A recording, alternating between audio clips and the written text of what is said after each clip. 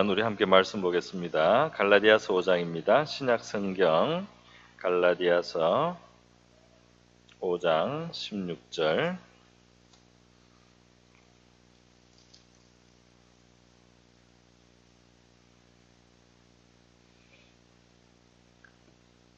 네, 신약 성경 308페이지 그 정도의 갈라디아서 5장 16절로부터 26절 끝절이 되겠습니다. 끝절까지 저와 여러분이 한 절씩 교독을 하도록 하겠습니다. 내가 너희에게 이르노니 너희는 성령을 따라 행하라. 그리하면 육체의 욕심을 이루지 아니하리라.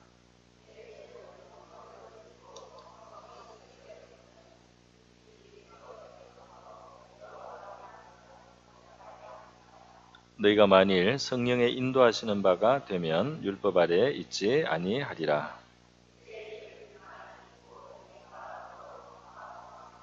우상 숭배와 주술과 원수 맺는 것과 분쟁과 시기와 분냄과 당 짓는 것과 분열함과 이단과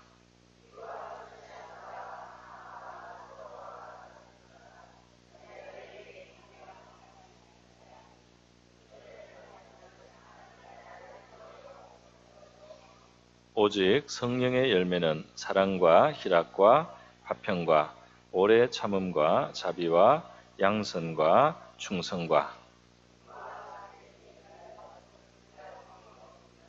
그리스도 예수의 사람들은 육체와 함께 그 정욕과 탐심을 십자가에 못 박았느니라. 함께 읽습니다. 헛된 영광을 구하여 서로 노엽게 하거나 서로 투기하지 말지니라. 아멘. 제가 잠깐만 기도하겠습니다.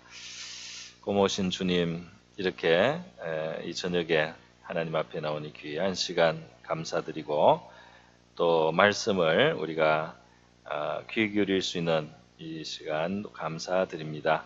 부족한 종에게는 작은 양식뿐입니다. 주님께서 사랑하시는 이들을 위하여 취하시고 또 축사해 주셔서 우리 각 사람에게 주시는 넉넉한 양식이 되게 해 주시고 믿음과 지혜와 능력이 되게 하여 주시옵소서.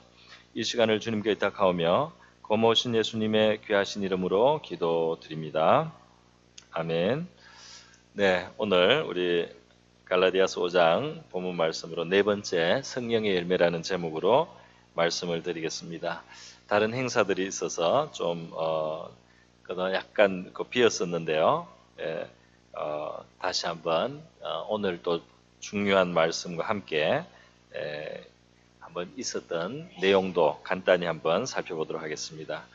우리 믿는 신자에게 있어서 정말 하나님이 주신 큰 선물이 있다면 물론 우리 주 예수 그리스도를 우리를 사랑하셔서 우리에게 주셨습니다. 근데 예수님이 우리 구원을 위한 십자가의 죽음과 부활의 역사를 이루시고 승천하셨는데 그 끝나지 않고 그의 영이 그리스도의 영이 오셔서 성령께서 오셔서 그리스도가 계실 때보다 더 나은 사실은 지금 상황이 되었습니다. 왜 그러냐 하면 그리스도는 육체를 입고 계시기 때문에 그 한 곳에밖에 못 계셔요. 전 세계 가운데 한 장소에만 계시잖아요. 그죠?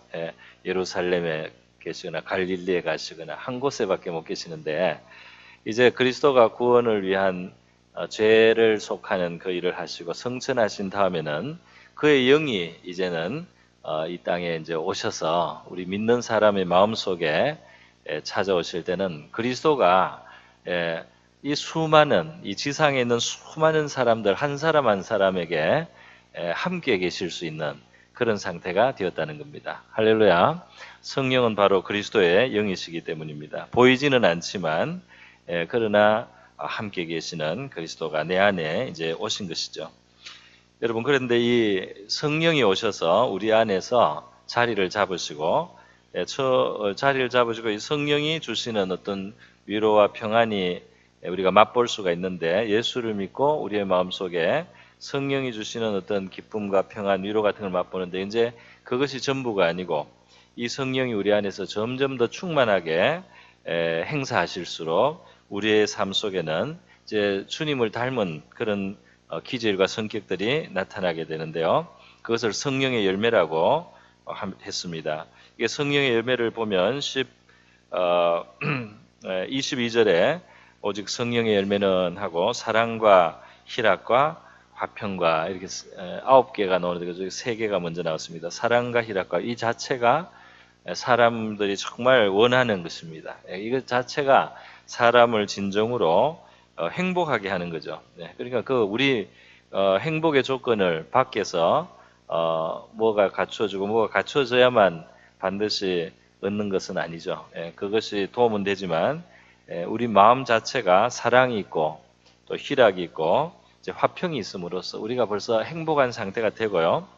또 성령의 열매로는 오래 참음과 자비와 양선과 충성과 온유와 절제 같은 것인데 이런 것들은 다 이제 이 행복해지기 위해서 또 필요한 사람들의 마음의 자질입니다.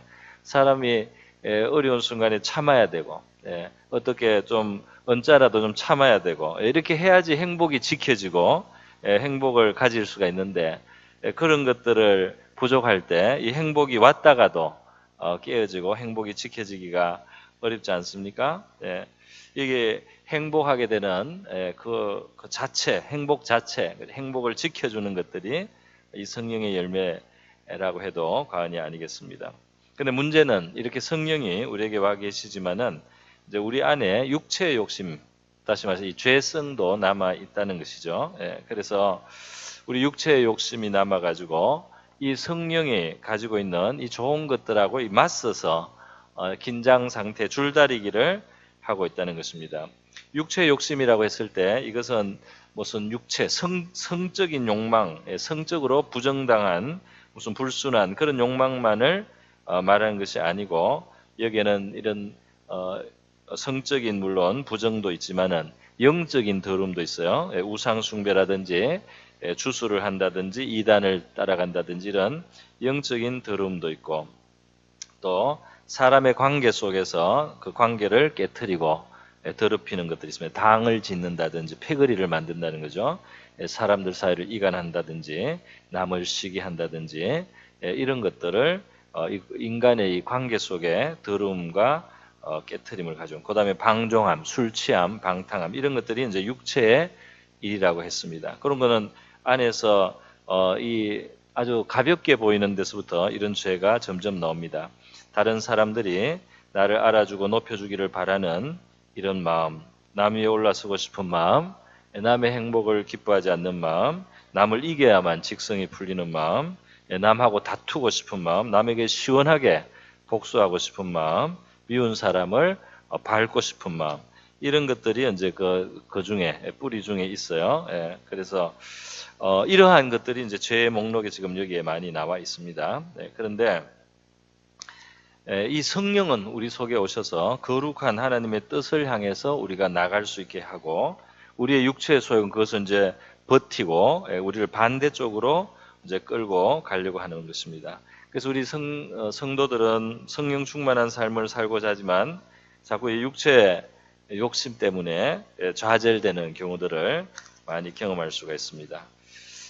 서로 이것이 서로를 대적함으로 너희가 원하는 것을 하지 못하게 한다. 그런 표현이 17절에 나와 있죠. 근데 이제 이 본문은 뭡니까? 우리는 결국 성령을 쫓아서 성령을 따라서 행해야만 된다. 그래야지 우리 신자로서의 삶이 되고 우리가 받은 구원에 합당하고 또 구원의 풍성한 결과를 우리가 누릴 수가 있다는 것이죠. 여러분 그래서요 이 16절에 보면 성령을 따라 행하라 그랬습니다. 그러면 육체의 욕심을 이루지 아니하리라 그랬어요. 그러니까 결국은 성령이 우리를 이끌려고 하는 소원이 있고 또 우리의 육체가 우리를 이끌려고 하는 죄의 근성이 우리를 이끌려고 하는 이 방향이 있는데 우리가 선택을 이제 해야 되는 거죠. 우리가 성령을 따라가 줘야지 된다 말이죠. 이게 행하라는 이 표현은 우리 한글로 보면 이 행한다는 말이 행동한다는 뜻이 있고 갈행자라고 하지 않습니까? 간다는 겁니다. 간다는 거. 그것도 살아간다는 의미가 있지 않습니까? 행한다 하는 것은 살아간다는 의미도 성령을 따라 살라는 말이잖아요. 그런데 이 헬라어 원문도 똑같습니다. 뜻이. 그 뜻이 이 걸어간다는 뜻도 있고 산다는 뜻이 있고 행동한다는 뜻이 이제 다 있는 그런 말이에요. 페리파테오, 페리파테이테 하는 성령을 따라 행하라 그런 말씀을 했습니다. 그러니까 여기서 우리가 이제 참 아주 그 키가 되는 포인트를 볼 수 있죠. 어떻게 하면 우리가 육체를 따라 살지 않는가? 죄에 끌려다니지 않을 수 있느냐?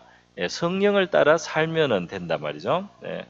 이것을 무슨 말이냐면 우리 그 축구 시합을 할 때 어떻게 하면 저 골을 먹지 않고 이길 거냐? 수비만 해서는 안 되고 공격을 열심히 하면은 저절로 수비도 되고 또 골도 넣고 해가지고 이긴다는 거잖아요. 그러니까 공격은 최선의 방어라는 말씀이다. 성도들이 어떻게 하면 죄를 안 지을까, 어떻게 하면 죄를 이길까, 그것만 매달려 있으면은 조금 그거는 좀 너무 소극적이고 좀 약하다는 겁니다. 적극적으로 성령을 쫓아서 행하는 거, 성령을 쫓아서 한 걸음 나가는 거, 성령을 쫓아서 하려고 하는 그 의사를 가지고 우리가 나갈 때 이 육체의 욕심이 이루어지지 않는 죄에 끌려다니지 않는 삶이 가능하게 된다고 주님이 말씀하시는 줄 믿습니다. 이거는 이제 비유를 들을 수 있는 게 많이 있는 것 같아요. 제가 어릴 때는 이제 팽이를 쳤는데요. 요즘 애들은 또 나름대로 뭐 요즘에 팽이가 있을 것 같습니다. 근데 옛날에는 이제 나무로 만든 팽이가 있는데요. 밑은 뾰족하고 위로는 원통형으로 됐는데요. 그 밑에 이제 쇠공 같은 게, 쇠방울 같은 게 이제 밑에 박혀서 돌아도 그게 딸지 않도록 이제 되어 있습니다. 이 팽이를 이게 세운다는 건 상당히 어렵습니다. 팽이를 안 넘어지게 세운다는 건 너무 어려워요. 왜냐하면 이게 물론 잘 세우면 설 수 있을 거예요. 아주 신경을 써서 잘 세우면 어떻게 설 수 있어요. 그러나 바람만 조금 불어도 금방 넘어갈 겁니다. 이 자체가 서는 힘이 굉장히 불안정하게 돼 있어요. 죄를 안 지으려고 애를 많이 쓰면은 잠깐 죄를 안 지을 수 있을지 모릅니다. 그러나 죄의 시험이나 유혹이 가볍게 우리를 건드리고 우리가 또 내가 또 이 죄가 들어왔다 이런 생각 또는 심지어 내가 죄에 끌려가는 그런 일을 경험하기가 쉽다는 거예요. 팽이가 안 넘어지는 방법은 뭔지 여러분이 잘 아실 겁니다. 팽이를 어떻게 합니까? 팽이를 돌려서 쳐야 되죠. 그래서 팽이가 뺑뺑 돌아가면은 저절로 서 있어요. 그래서 우리 어릴 때 그 조그마한 나무에다가 이게 뭘 붙여가 채찍을 만들어서요 팽이를 쳤습니다. 그 팽이를 적당하게 계속 두드려주면은 팽이가 그냥 팽팽하게 돌아가요.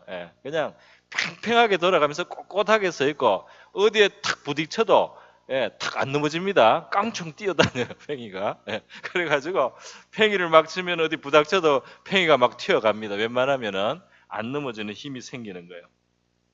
마찬가지로 우리가 하나님의 뜻을 성령이 우리에게 일러주시고 우리를 이끄시는 그런 성령의 뜻에 자꾸 우리가 맞추어 가면은 그게 조금씩이라도 순종을 해가다 보면 적극적으로 하나님의 뜻을 행하여 가다 보면 우리가 어느 사이에 죄와 멀어지게 되는 줄 믿습니다. 이 어떤 육체의 소욕, 죄의 소욕, 여러 가지 탐심과 여러 가지 악한 것들이 우리가 극복하기가 쉬워진다는 겁니다.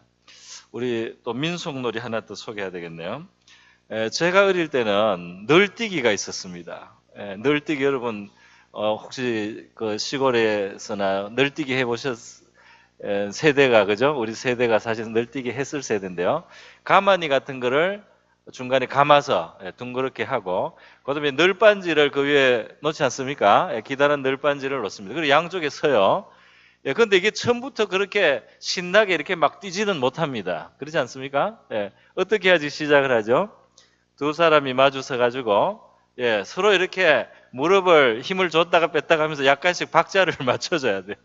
박자를 조금씩 맞추면 처음에는 콩당콩당해서 0.5mm밖에 이게 안 움직여요. 그러나 이게 점점 하면은 1cm가 움직이고 5cm가 움직이고 10cm가 되면서 어느 사이가 되면은 이게 이제 크게 탄력을 받아서 튀게 되죠. 그래서 진짜 만큼씩 높이 올라갔다가 내리면서 힘있게 탁 밟으면 저쪽이 팍 올라가고 저쪽이 많이 올라갔다가 또 팍 떨어지면은 힘이 세지니까 이쪽이 팍 올라가죠. 이러면서 장단이 맞춰가지고 이 널뛰기가 신나게 됩니다.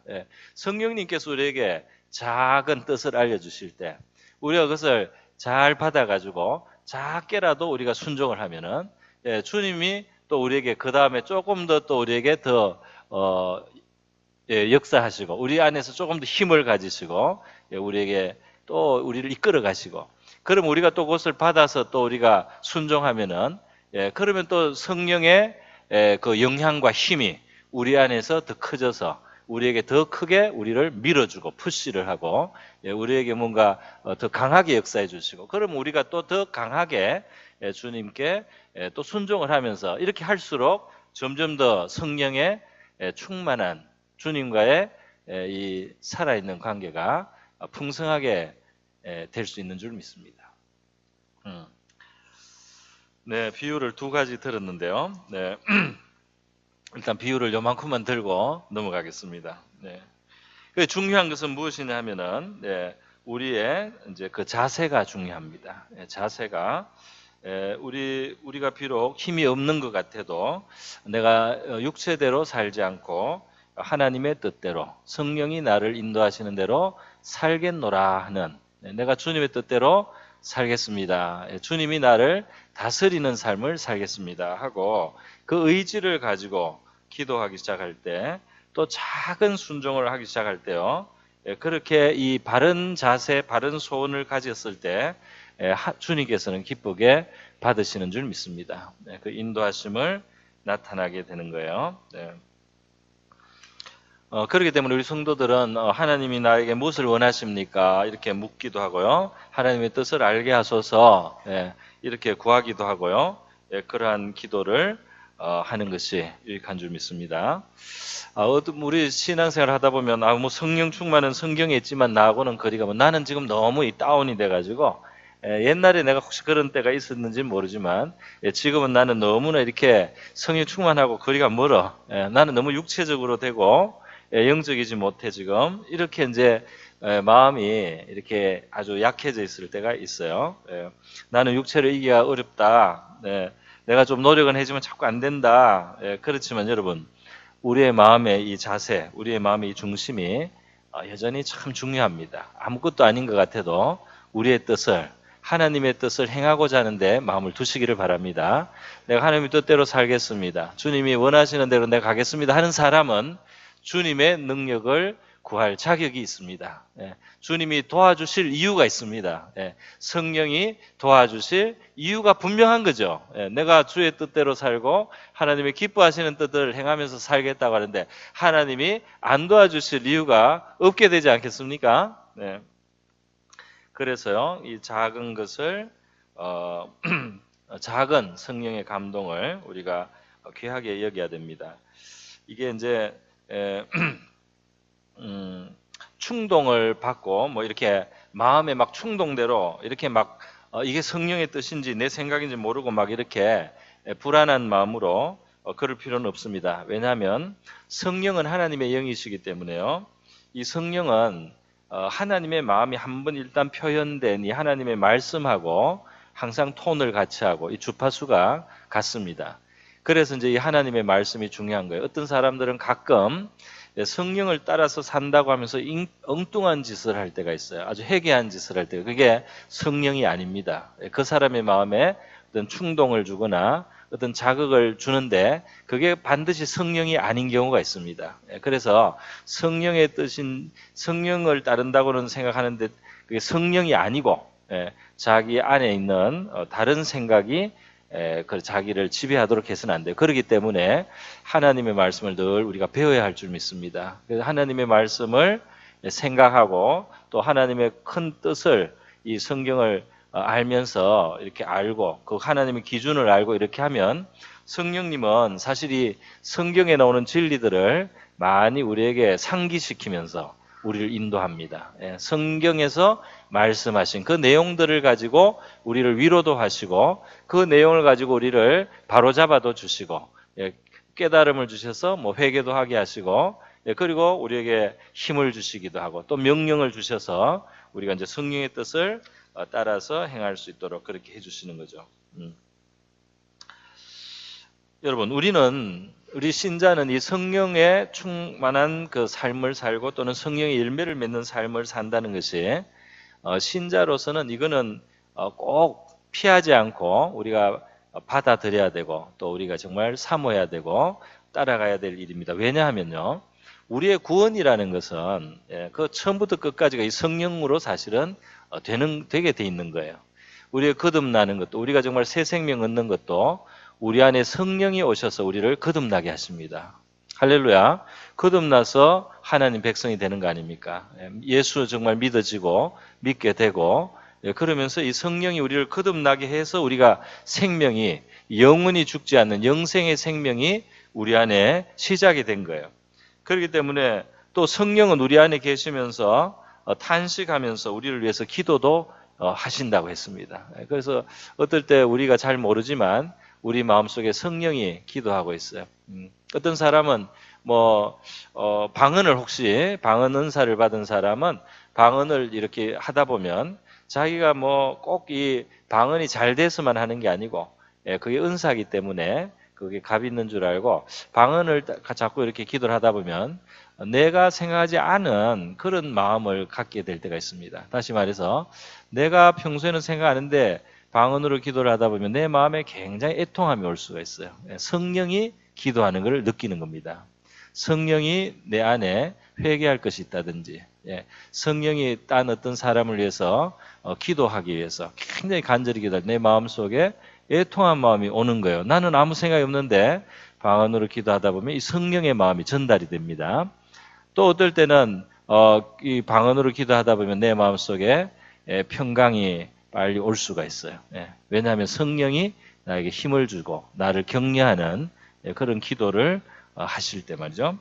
물론 꼭 방언을 해야만 성령의 그 기도를 우리가 그대로 하는 것은 아닙니다. 그렇지만은 하여튼 성령께서는 우리에게 우리 안에서 기도하시면서 우리를 도와주시고 있고 우리가 미처 생각하지 못하는 것들을 성령은 기도하시고 있어요. 여러분, 그리고 오늘 바로 말씀하시는 것처럼 성령의 인도를 따라가야지, 성령을 자꾸 인도를 따라가야만 우리는 이 사랑, 희락, 화평 같은 열매도 맺어집니다. 우리의 삶 자체, 우리의 인격 자체에서부터 행복과 또 행복을 유지할 수 있는, 행복을 불러올 수 있는 그런 것들이 우리 안에 풍성하게 이제 되는 거죠. 그리고 더 나아가면 이 성령은 결국 우리를 마지막에 하나님 앞에 서게 하고 우리 부활에 참여하게 하고 하나님의 약속을 받게 하는 보증으로 지금 와 있기 때문에 우리 성도들의 삶에서 이 성령을 따라 산다 하는 것은 굉장히 우리가 중요하게 여기지 않을 수 없는 겁니다. 그죠? 성령이 우리에게 오셨기 때문에 성령과 함께 사는 것이 중요하단 말이죠.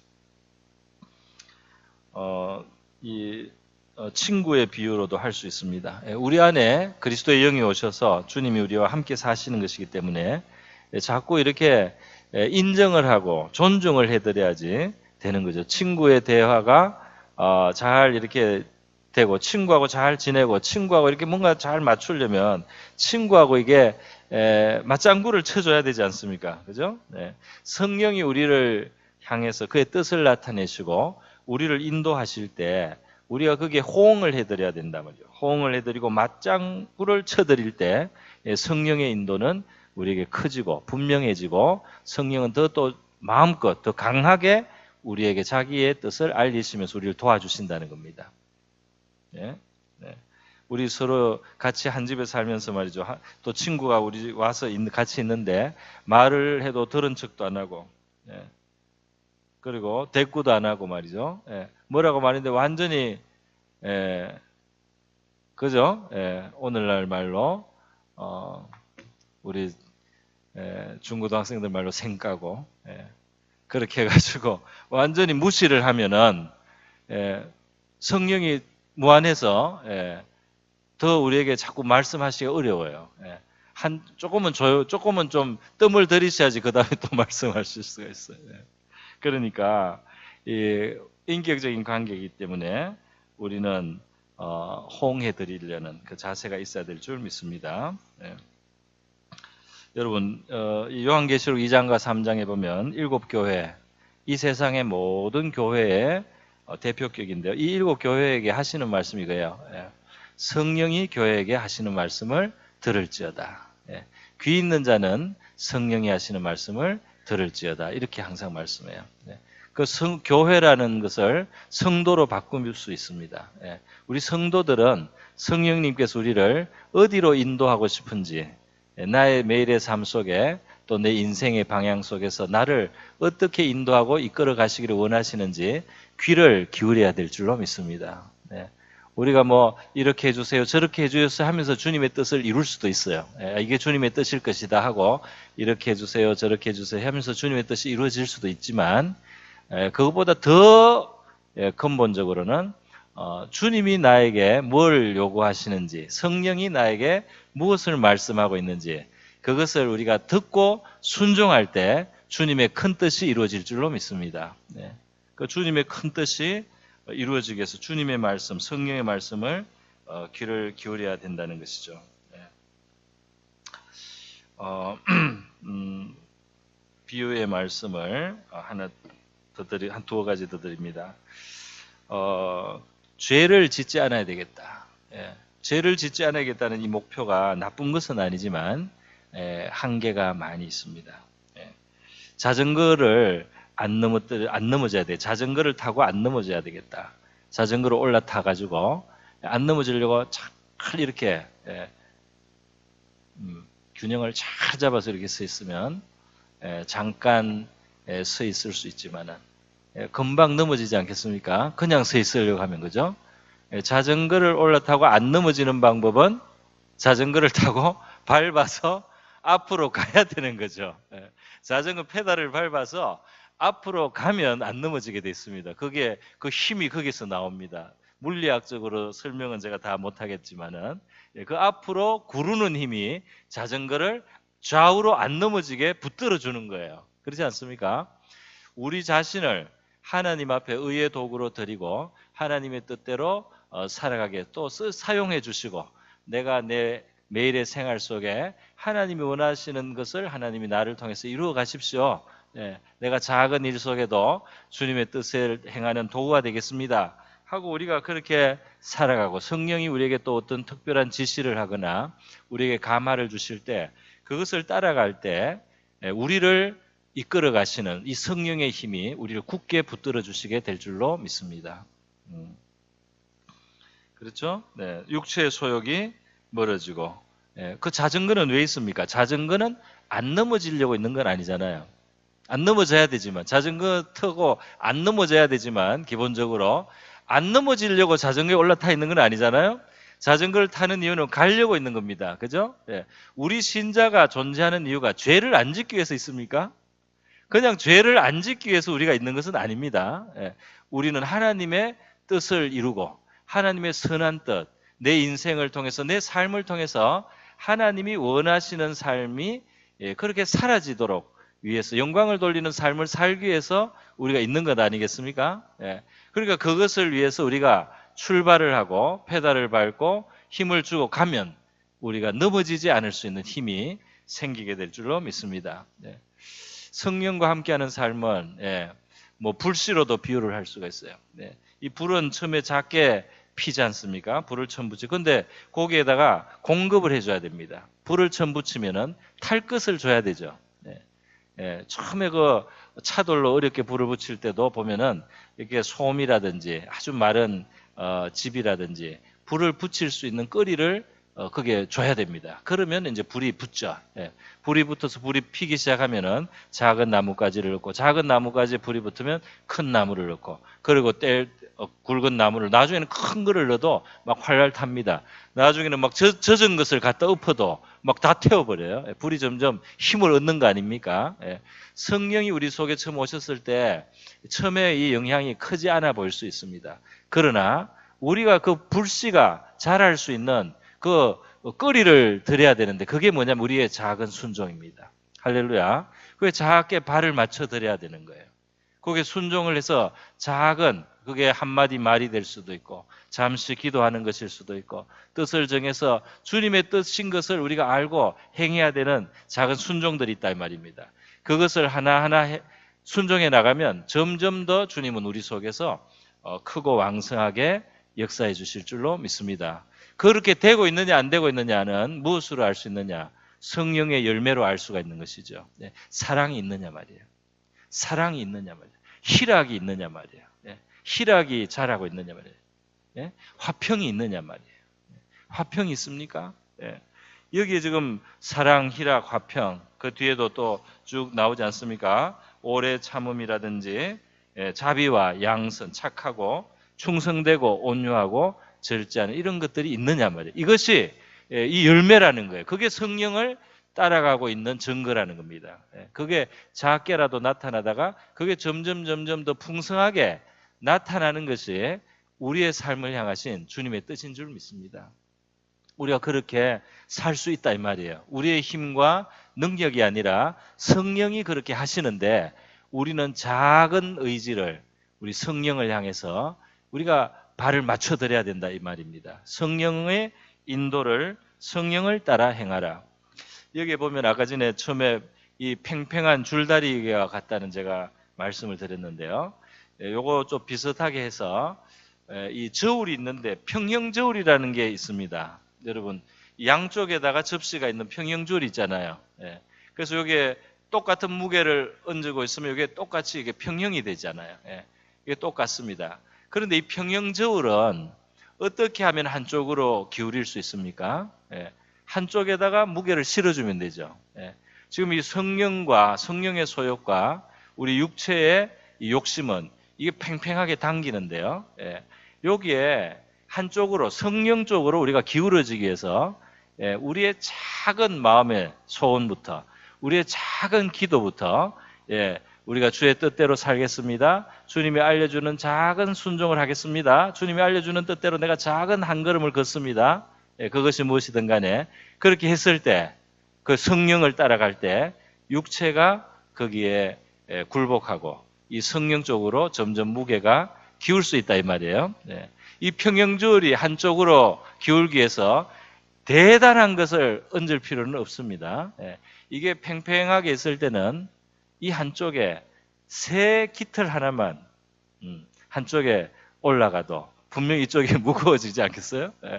그래서 우리가 뭐 대단한 능력이 있어야 주님의 순종하는 제자가 될 수 있는 게 아니고 우리 아주 작은 의지와 작은 순종의 결단으로 작은 기도로 내가 정말 무능합니다. 나에게 힘이 없습니다. 그러나 주님이 도와주십시오. 내가 정말 주님의 뜻대로 살겠습니다 하는 그 작은 마음이라도 그것이 하나님의 기뻐하시는 방향으로 가닥을 잡고 방향을 잡고 우리가 나가기 시작할 때 이 성령 충만한 생활로 결국은 나갈 수 있다. 그렇게 우리 믿습니다. 그렇게 되는 줄 믿습니다. 그래서 오늘 저와 여러분 함께 그렇게 기도하는 이 시간 될 수 있기를 바랍니다.